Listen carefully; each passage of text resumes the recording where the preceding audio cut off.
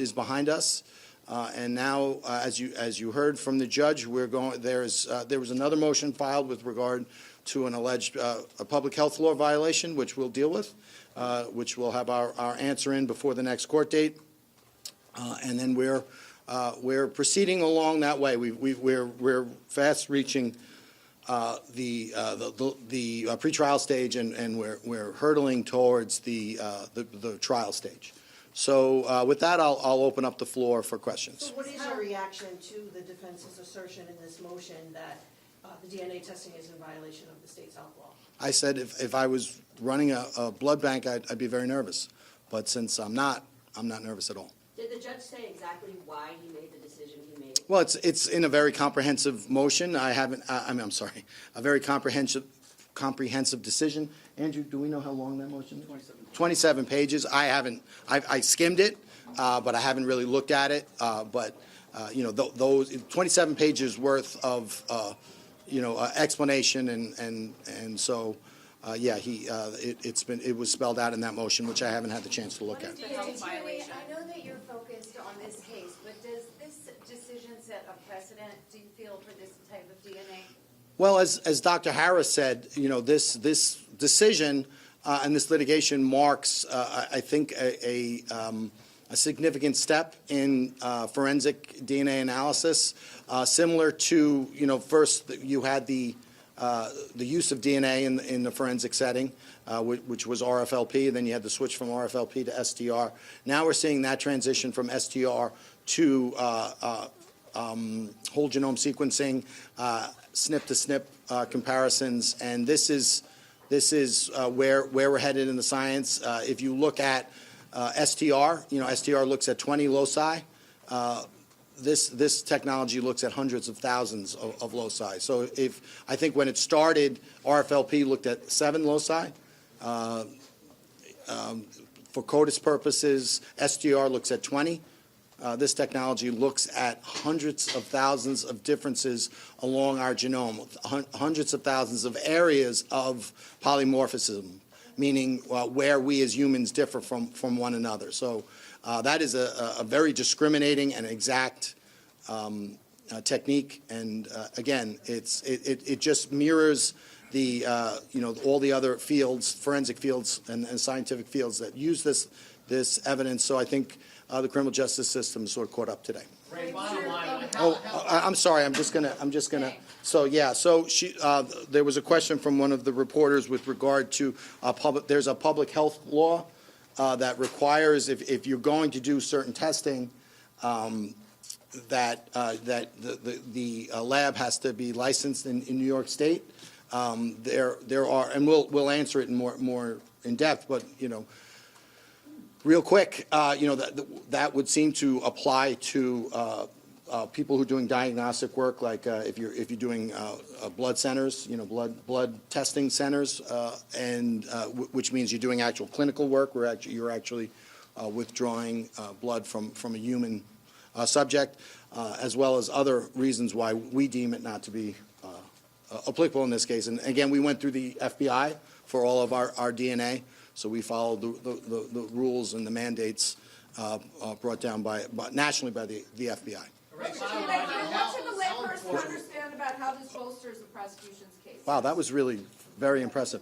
What should the layperson understand about how much this bolsters your case? I mean, for the average person watching tonight, you have evidence, right? Yes. Now you, if you're allowed to use the DNA, what should the... So I think what any case, and a particular cold case, it's not any one piece of evidence, and what we would urge, when the case, as the case proceeds, what we've argued is, if you look at all the evidence, right, it's significant, but particularly when you look at the interaction between all the evidence, that presents, we would allege and assert a very compelling case. So we have now nuclear DNA, we have mitochondrial DNA, we have phone records, we have witness statements, we have financial records, we have internet searches, we have phone activity, and we have other Other, well, that's the DNA. So we have, when you look at the interaction of all of that evidence, we would submit compelling, and, obviously the nuclear DNA is a big piece of that, but not the only piece. What do you make of this motion, though, not in its specifics, but the idea that yet another motion is being filed? How does your team react to that? That's the business.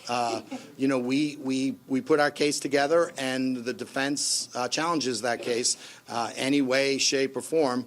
Again, I think this case has been very aggressively litigated. I think we're, as prosecutors, we are aggressive in our pursuit of the evidence and our presentation of the evidence.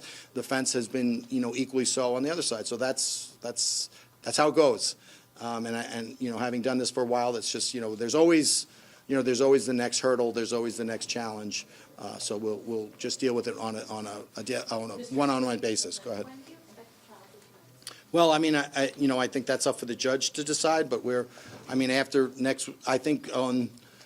by the next court date, we're going to have a very good idea when that is going to occur. Have What's there your been any expectation talks- of Well, we're plea just- talks? Have there been any talks about a possible plea deal, especially now that this evidence No. can be used? No, well, we just found out two seconds ago. But, no. As I've said, numerous times, we discuss the defense and the prosecution on every single case. We talk about a great many things. And this case is no different. But, it's really, as far as what happens, it's really not up to us.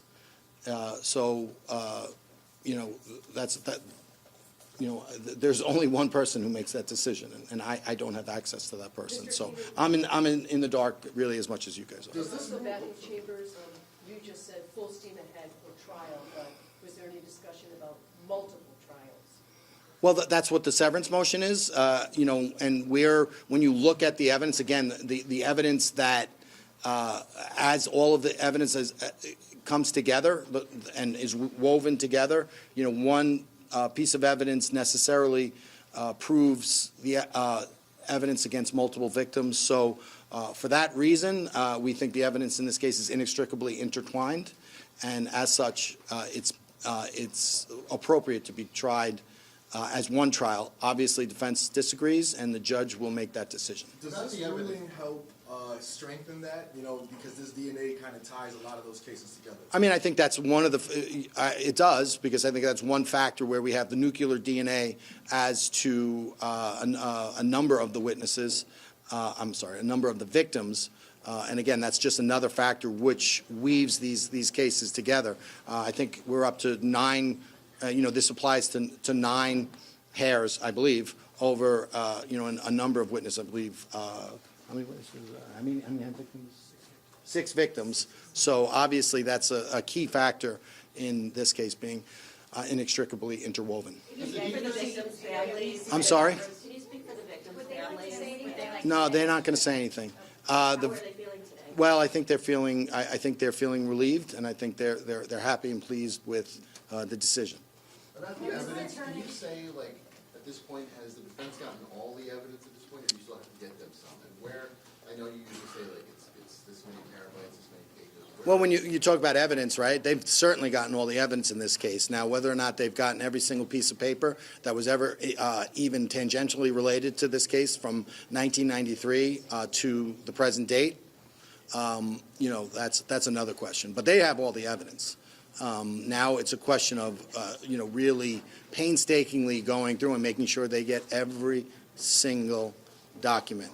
And that's the law in the state of New York, and, that's the rules we live by. But that's a monumental undertaking. I don't think people understand quite how monumental it is, because you're talking about not only my office, not only Suffolk County PD, you're talking about the FBI, HSI, you're talking about Secret Service, you're talking about Sheriff's Office, you're talking about, I don't know if I mentioned, State Police, and probably a number of other agencies that I haven't already spoken about. So we've got to make sure, hey, every single time a pen was placed to paper in connection or even tangentially related to this case, do we have it? And what's the significance of you guys certifying the case? Well, once we certify the case, that means that we've done our due diligence and then some and we've gotten every single document that we know of, and we're ready to proceed to the next So step. that closes the discovery process. It marks a shift in the discovery process. I don't think the discovery process ever changes, ever closes, because again, there's no, investigations are continuing, information is coming in, public, whatever it is. So we'll be, as we get it, we'll give it out. But basically what we're saying is we've gone back in time, and on this date, this is every single piece of paper that we found related to this case from this date back. Mr. Attorney, how do you feel personally? I'm satisfied. I'm pleased with the work that our team did. I'm grateful to our witnesses. I'm grateful to the court, and I'm ready to move on to the next thing. Will this change other cold case prosecutions now that you can use this technology? And do you have any cases in mind? Well, we've started our cold case unit. We've got we've got a number of cases that we're looking at, and we look at those cases individually. And obviously, this is another a tool in our toolbox, and we're constantly looking. When you look at old cases that have remained unsolved for whatever reason, one of the first things you do, whether it's phone evidence, whether it's DNA evidence, whether it's anything else, can new technology help us to gather more information? So this is going to be a consideration on each of those cold cases. Sometimes it's appropriate, and other times it's not. So we'll just have to take it on a case-by-case basis. But does it increase the chances of more cold cases moving forward to prosecution, not just here, but across New York? I would say yes, yeah. DA, the 5 Jane and John Does on your cold case website, have you received tips that may be significant to move the cases farther along? And could there be tips related to this? I'm sure we've received tips. Whether they remain significant, well, that analysis will have to wait until and if we actually charge those cases. So, we're looking at everything, including tips, but it's all rhetoric. It's all talk until it results in criminal prosecution. But you selected 5, and some of the geography was of interest to us where these victims were located. Well, that's your job to speculate and to read into things. I can't speculate, so I won't. But yeah, those are the 5 cases we chose. Sorry. That's okay. What's the judge deciding on this next hearing, 23rd? What's he expected to decide on? So there was the additional a public health law challenge to our DNA evidence, which they filed, and the judge, I believe, indicated that he is going to render a decision on that motion, as well as the outstanding severance issue. But could the admissibility of this DNA, this type of DNA, play a key role if there are other victims in the Gilgo case? Like, in other words, is it significant in that sense that if down the road you're trying to prove other cases? Sure. It's significant as far as admissibility goes. Obviously, this is a technology that we've been relying on for quite some time, so it's really not going to change our methodology because we've been utilizing it. It confirms our methodology, for lack of a better word, and obviously for other jurisdictions, now, I'm sure this is something that they're going to look at because it's now, it's admissible, at least in Suffolk County. Right, could the defense have made this public health law challenge sooner? Well, I think I believe they did, and I believe the judge told them, make a motion. So that's what they did. It was touched upon in a little bit of our argument. It was touched upon a little bit in their motion. I think what happened was they filed their original motion. We filed a reply. They replied to that reply, and in that they really spelled out their objections under the public health law. And I think at that point the judge said, "Well, just put in another motion because it's kind of after the fact." DA, just to be clear, someone mentioned other cases. You don't foresee any more superseding indictments in this particular trial, though, right? No. If they did win their challenge somehow on this public health thing, could you take the DNA to some other lab that is like New York State certified and do it all over again? Or? I think it's interesting that the technology is unfolding rapidly. So the landscape is very different in 2025, even from what it was in 2024. So again, this is the future.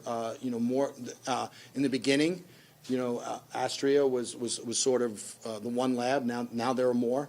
So, there are more labs, and fortunately, we're not going to have to consider that. DA, would Rex Heuermann be looking at 7 life sentences? Yeah, he would. Yeah, all of the cases have life at the end of them, with regard to all 7 victims. Okay, and could you say anything about the trial? Like, I know that the jurors, it's hard, you have to find jurors who are familiar with the case, and everyone on Long Island knows about this case. Well, what we have to find is we have to find jurors who are able to, regardless of what they think or they may have heard or they may think they know about the case, can they swear to base whatever decision they make in the trial based upon the evidence that is adduced at trial from the witness stand or from whatever exhibits the judge allows. That's the standard. So that's the standard we'll adhere to. Obviously, there are a lot of people who, have a casual acquaintance with the case. I don't think that automatically would preclude them from serving as jurors. Again, that's argument for the court when we get to that stage. What's the current status of the Shannon Gilbert case? The Shannon Gilbert case is not part of this case. It's closed? The Shannon Gilbert case is not part of this case. So we're gonna leave it at that. Thank you. Okay, thank you. Thanks, guys.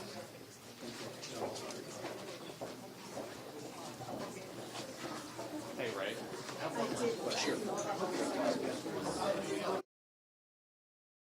Was on our side. Words from Ray Tierney, the Suffolk District Attorney. The judge has ruled the DNA evidence will be allowed in the murder trial of the alleged Gilgo Beach serial killer Rex Heuermann. Now, this technology looks at thousands of variations in DNA sampling. This is the first time such evidence can be admitted in a New York court. So this is huge news here. The defense filing another motion. More reaction from today's decision on the way. We have our team covering all angles for you. Read more about this breaking news story on Newsday.com. Click Get More below the Newsday TV video box. Thank you for watching.